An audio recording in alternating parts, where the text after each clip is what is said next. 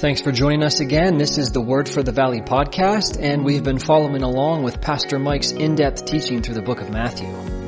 Now, throughout his earthly ministry, Jesus faced a consistent struggle.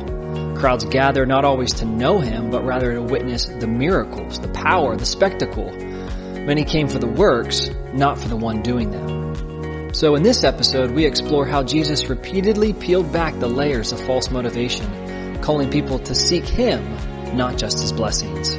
Let's follow along with Pastor Mike as he begins teaching at chapter 8, verse 18.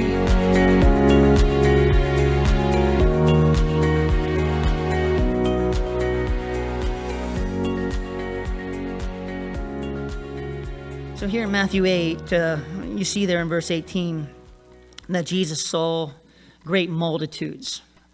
This is at a time of general popularity in Jesus' ministry. Now, Matthew picks up on year 2 of his ministry, of his public ministry. John gives us year 1, and then basically skips to the end.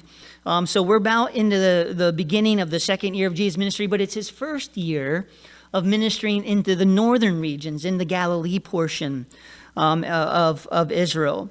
And here his ministry is still new. There's always something fascinating about new things, new ministry.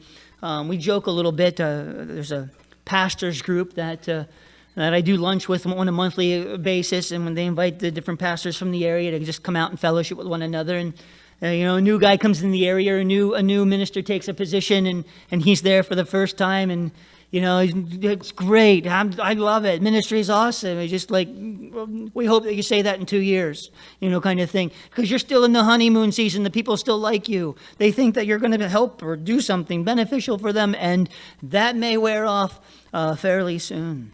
There's something fascinating about new things. And Jesus still in this area is new. He's also somewhat anti-establishment here, in that he's left Judea. He's moved to the north. He's bringing something a little bit borderline rebellious in the eyes of the Galileans, if you understand that in the right way. And that he's not playing along the policy lines and the political lines that are established there in Israel. He's stepping outside of the norm, so to speak, to come to Galilee and to be there in the north. And that's significant because the Galileans were treated as outsiders. And they were treated as less, even in the nation of Israel. And so to have somebody kind of with them, right? Misery loves company. If we're going to be treated like garbage, join us. We all be treated this way together, kind of thing. And have Jesus kind of support that and encourage that certainly has gained some popularity as well. And then obviously, probably the overwhelming thing that has generated the type of popularity in his ministry at this time is the miracles.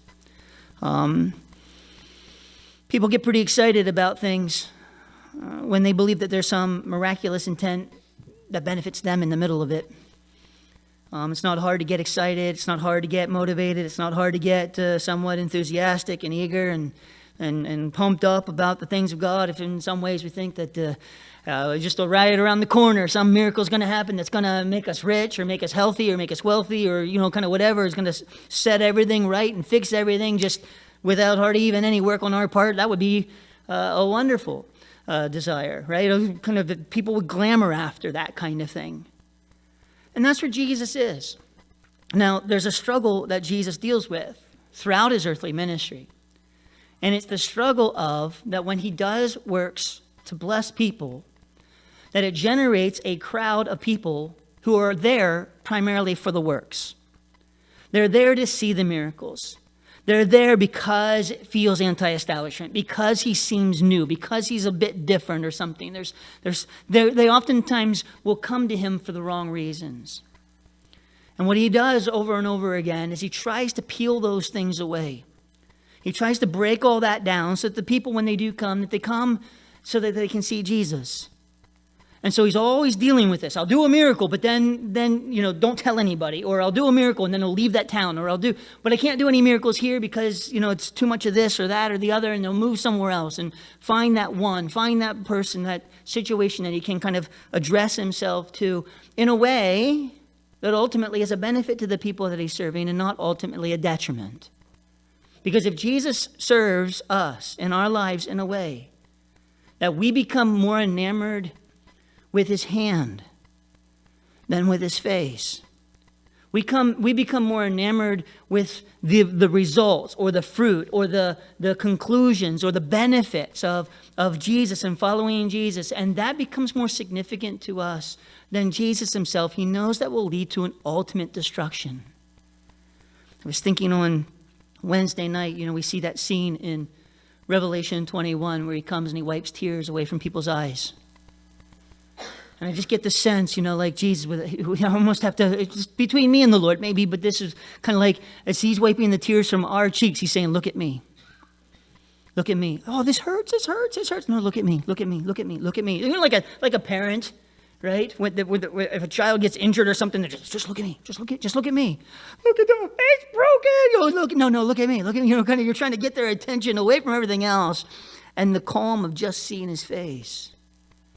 And it's like Jesus, he's willing to do everything and anything for us that we need.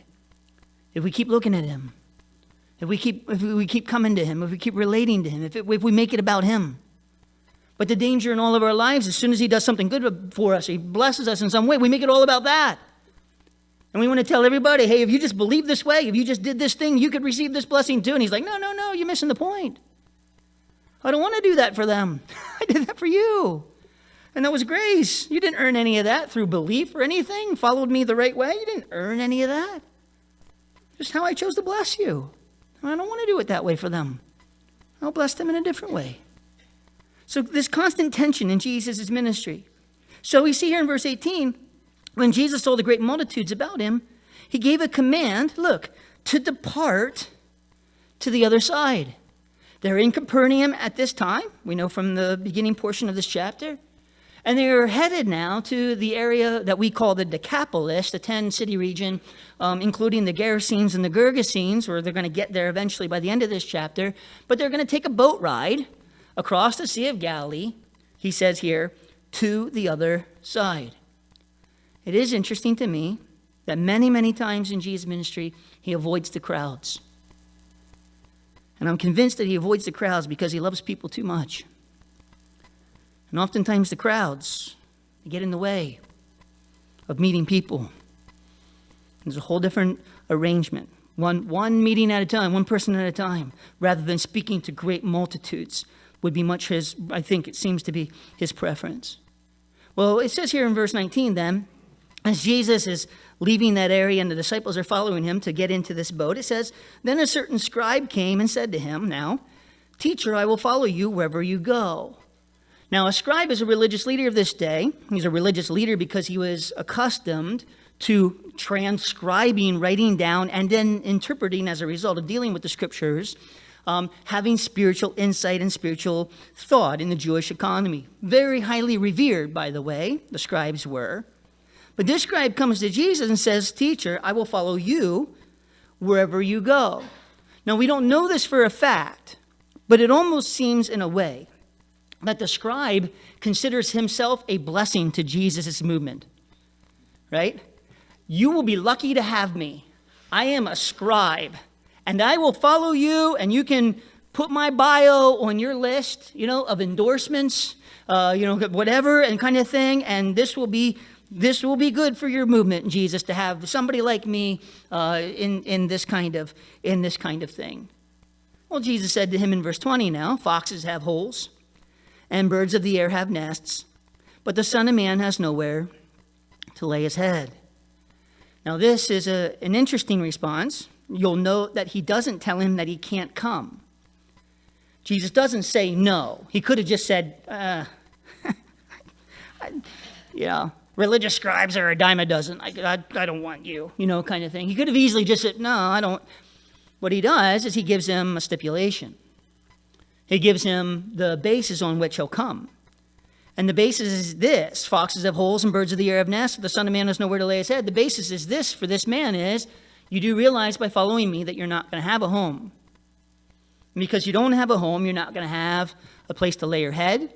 You're not going to have a place to resort for comfort, for retreat. You're not going to have the security of having a house. You're not going to have the benefits of having a house. None of that kind of whatever you may think that you may get out of this kind of volunteering to follow Jesus. You ain't going to get any of that. You're more than welcome to follow. You just don't get that as a result of it, right? I am not putting you on the flyleaf of my book, right, as an endorsement from my ministry. You're not going to get whatever acknowledgement, whatever benefits, whatever thing that you thought you were going to get out of that, you're not going to get it. Now, this is important, I think, in some ways, because this man is a picture of kind of enthusiastic following of Jesus. He may see the crowds. He may see the popularity of Jesus. It seems like a good time to get on board, right? Hey, the thing is growing. Years and years ago, somebody had come to the church, and this is back in the old building. I mean, years and years ago, like the beginning, first couple months. And the 12 of us there were having a great time, in the church. And we had just, I think, painted the walls. We had put up some new curtains. We hadn't even, done anything with the carpet. Was horrendous. The chairs, I think, were still metal folding chairs. I mean, it was kind of, it was difficult. You think this is bad? This is great. Two-tone chairs. This is a step up from what kind of thing. And it's all good. And plus, we think it's variety. If you don't like the white chair, sit in the red ones. You don't like the red ones, you sit in the white ones. You try it out. But nonetheless, kind of thing. And he came up after service and he said, "Oh man, we love the service. We love Calvary Chapel. We love the whole kind of thing." And he said, "But it's just so small." I said, "Well, that's not my fault. We're just getting started, right? Babies look like this. That's just the way it is. And we see what's going to happen." And he said, "Why don't you give me a call when you get to be like around 150 or something like that?" And I thought, I don't need you at 150. I need you now. By then we'll have volunteers. By then we'll have help. By then we won't need you. We'll call you at 150. I will conveniently forget your name by then. Now we're going to get in on the ground floor.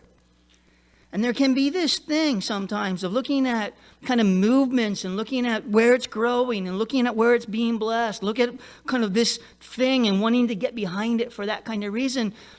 Not realizing that in the middle of that, we're actually missing Jesus. We're looking for some side benefit. We're looking for some extra thing to come. We thought following Jesus was going to be exciting.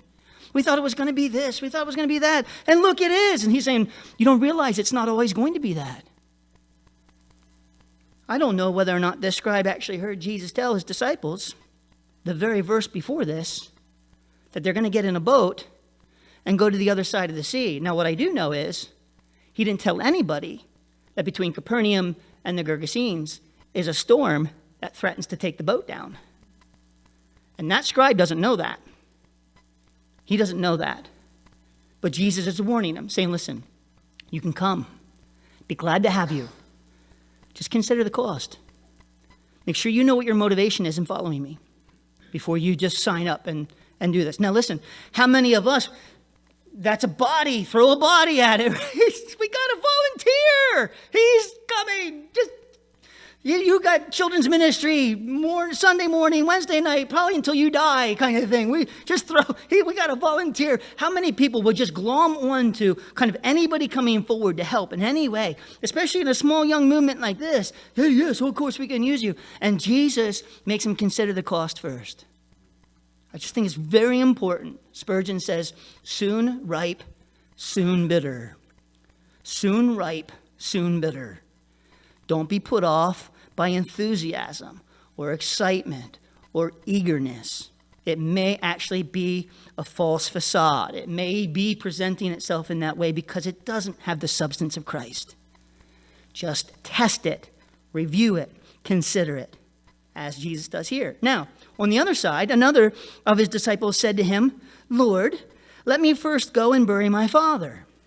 Now, this guy obviously has issues because he says, Lord, let me first, right? If he's Lord, it's not me first, okay? And if it's me first, it's not Lord. So he's certainly got things kind of out of order. But he says, Lord, let me first go and bury my father. Now, maybe he has heard the instructions to come and get over to the other side of the Sea of Galilee, but he wants to make sure Jesus kind of like waits for him. I got something I need to do first. I need to bury my father. Now, don't get the idea in your mind as you read that father has died and is kind of waiting for the family to gather and put him in the ground. It's more an idiom of anticipating the father's death and caring more for the father's estate. Is the idea that he needs to kind of be there his father's last days, taking care of the estate, to execute the estate, to do the kind of things, and then to receive the inheritance that would come to him. And then when things get set up right, then he'll come and follow Jesus. And he's a man who's looking for the ideal day to follow Christ. Whereas the first man might have been too eager, the second man is too cautious. And he's looking for things to be perfect. Years ago, I read the book "And the Word Came with Power." And Joanne Shatler had gone and was translating the scriptures into this tribal region. And as she does, individuals from this particular tribe begin to get saved. And immediately they get a heart and a burden for other tribes in that island region that had never heard the gospel, ever. Had never seen a Westerner, never heard the gospel. Their hearts went out to them immediately. And we need to go and share the gospel with them. This is transforming our lives. This is how we know we can be made right. People in that island or that village are going to be dying tomorrow. We need to go share with them. And they just had this urgency. And they started to gather some materials to begin to make this trip. And as they did, they're kind of pulling resources together. The two or three that were ready to set out first looked at the group and said, "What are you doing?" "Well, you need rice. When you get there, you're going to have to need food. You're going to need this money. You're going to need to raise your support. You're going to have to make sure that you have all of the things kind of in order before you go." And they're like, "God didn't tell us to raise support. God told us to go." And they actually said, "We will not take the rice because we don't want anybody who comes behind us as a missionary to believe that they need to have all the resources in line before they actually go and obey what God asks them to do." And they refused to take what was actually right there because they didn't want to set a precedent that was wrong, right? You don't need all the resources up front. Frankly, you won't ever get them. You just won't. You can have all the guarantees for a financial support that you want.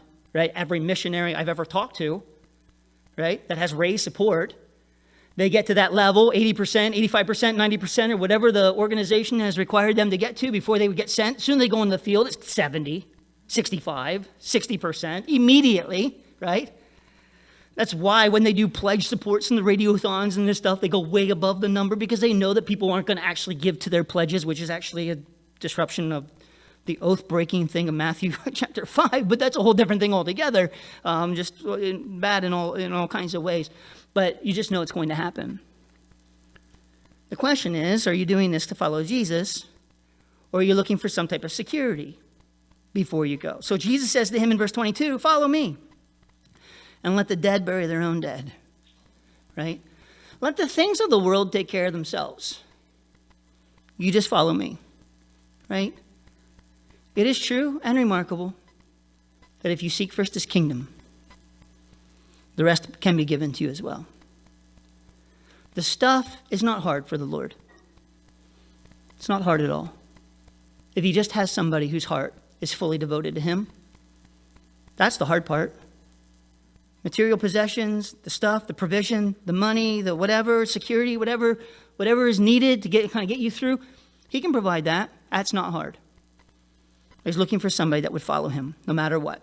And both of these guys have things in the way. Now, we have no idea whether they are of the disciples who get into the boat. But if any of them are, it would be interesting because what happens next? In verse 23, "Now when he," Jesus, "got into a boat, his disciples followed him."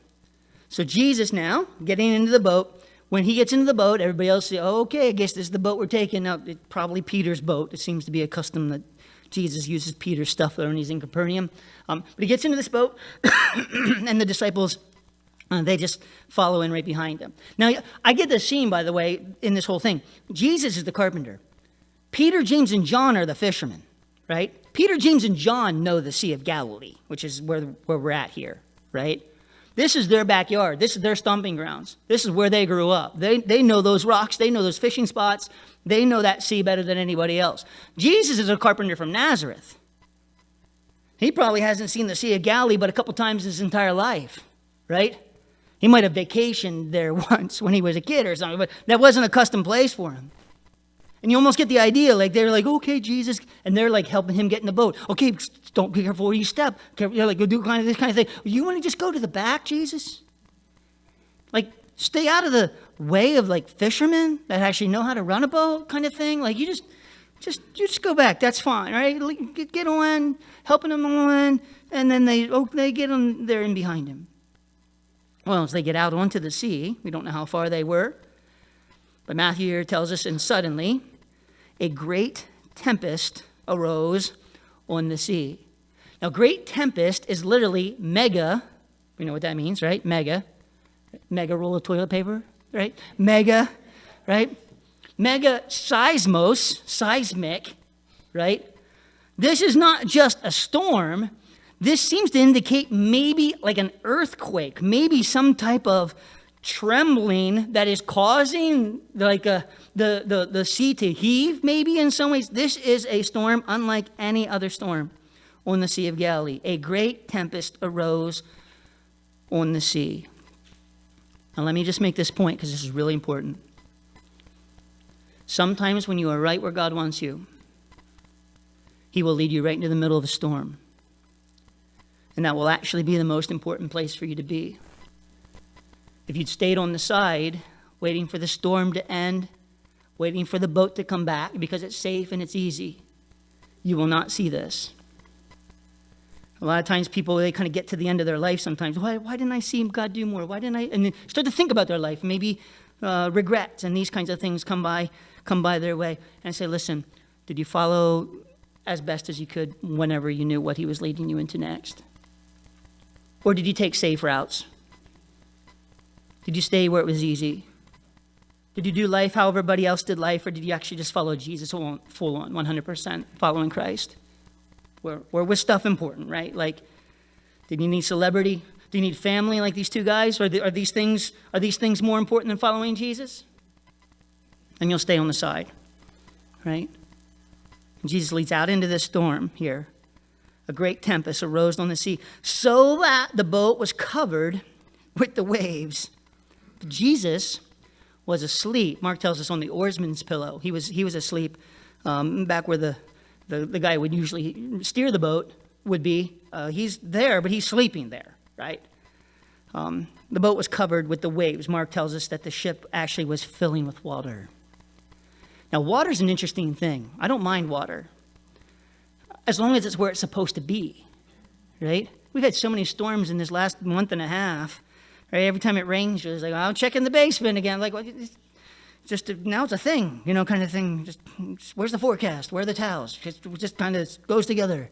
And it's a weird thing, isn't it? I mean, maybe this is just me. I'm just confessing. So if it is, that's just pray for me, right? But like water and it's raining, you're like, oh, doesn't that sound neat? The rain on the roof, the rain in the thing. And then you walk around the house somewhere and you see it like on the wall. And then you're like, oh no, we got a leak. And then it rains and you're like, I hate rain. You get this weird anxiety. It's raining. It's like, yes, of course it's raining. It's like, yes, but you don't understand. It's going to probably be my house, right? Water is fine when it's on the outside of the boat. But water starts filling the boat. It's completely in the wrong place. I was fine with it until now. Now it's covered. The boat's covered with the waves. I mean, the waves are so high that they're coming up over the helm of the boat. And then the boat is taking on so much water, they can't bail it out fast enough. The water level is rising within the boat. The whole while, we do not know how much underwater Jesus was before this was all done, right? He's in 2 inches of water. He's in 3 inches of water. He's in 6 inches of water. His nose just out of the water. Everything else is kind of under the water. He's asleep the whole time. Now, some of the commentators like to make a big point. This speaks to his humanness. He must have been really tired. I think there's more to it than this. And he's indicating to them and to all of us that storms don't bother him. Storms don't bother him. He's not put out by storms. They don't bother him. He can rest as well through a storm as through anything else. It's like Peter in the prison awaiting the trial before his own beheading. It's just the way it is. It's the way it is. But Jesus did tell Peter that he was going to have to be crucified. So if they're telling me that they're going to kill me by beheading, they must be wrong. Either I'm not going to die tomorrow, or they're going to change their mind on how they're going to do it. One way or the other. But either way, I'm going to take a nap. I ain't changing the whole thing anyway by staying up and being anxious. I'll take a sleep. But difficult, right? He's resting. He's asleep. Now, then his disciples came to him and awoke him, saying, Lord, save us. We are perishing. Now, this is very interesting. Finally, when the fishermen realize the boat's going to go down, right? They thought they could manage this. We'll see later another time where there's another storm, and they're rowing and rowing and rowing, and it actually says that the boat kind of gets held in the middle of the Sea of Galilee. It says there that they strain harder at the row. They're like, okay, we can do this. We've been Storm 101. We know how this works, kind of thing. We can do this. They think they can do it, but they just can't make any headway. Well, finally, when they feel like they're going to lose, then they cry out to Jesus. I don't know, by the way, if they could have asked Jesus to do this at the beginning of the storm. Lord, could you just take care of this? Speak into this. What does this mean? It's a storm. He told us to go. Now here we are. What's up? But they don't. They wait until this point. Isn't it pretty typical? We wait until we're drowning before we cry out to Jesus. Somehow or another we thought we could handle it. Now we realize we can't. And now all of a sudden it's panic. It's not like conversation with Jesus. It's like, Lord, save us. It actually says in Mark, they say, don't you care that we're dying? Don't you care that we're going to perish? Literally, right? Lord, save us. Don't you care that we're perishing? No, disciples are a dime a dozen. Let's just all die. We'll start over with another batch later. Of course he cares. What are you talking about? Don't you care, right? But that's where they go. That's what they begin to question. The question is care. The question is involvement. Lord, save us. We are perishing. But he said to them, why are you fearful? O you of little faith. Now, I know Matthew and Mark and Luke, I think they all change the order of how this goes. One says that he calmed the storm first, and then he rebuked them. Matthew says that he rebuked them first, and then he calmed the storm. I don't care. Both of them are happening at the same time, and it's kind of just the way it is. But the one address he needs to give to his disciples is this. Why are you fearful, O you of little faith? Now, you're in the middle of a storm. You literally think you're going to die. You've done what the preacher tells you to do when you think you're going to die. You cried out to Jesus. Now, maybe you weren't the nicest about it, but you know Jesus is gracious. And so at least you came to Jesus. His first word in reply. Now listen, the boat's still stormy maybe, right? Still filling up with water.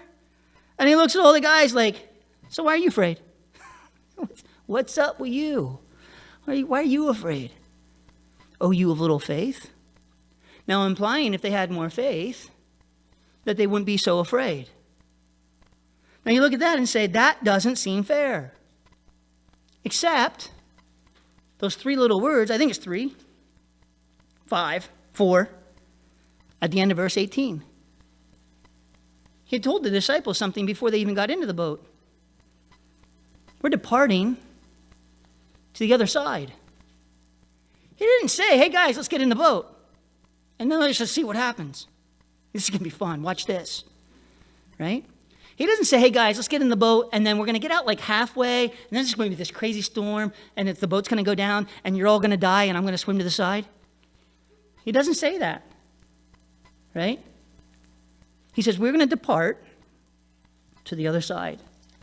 Actually says in Luke chapter 8, verse 22, let us go over. Let us cross over to the other side, right? He doesn't let us cross under the other side. Let us swim to the other side. Let us go over to the other side. Somehow or another, this boat, even if it 100% fills with water, is going to stay floating. It is going to get to the other side. They could have trusted Jesus in the same way that Jesus was trusting that what he said would actually happen. That, by the way, is the basis of faith. That that we believe what he says.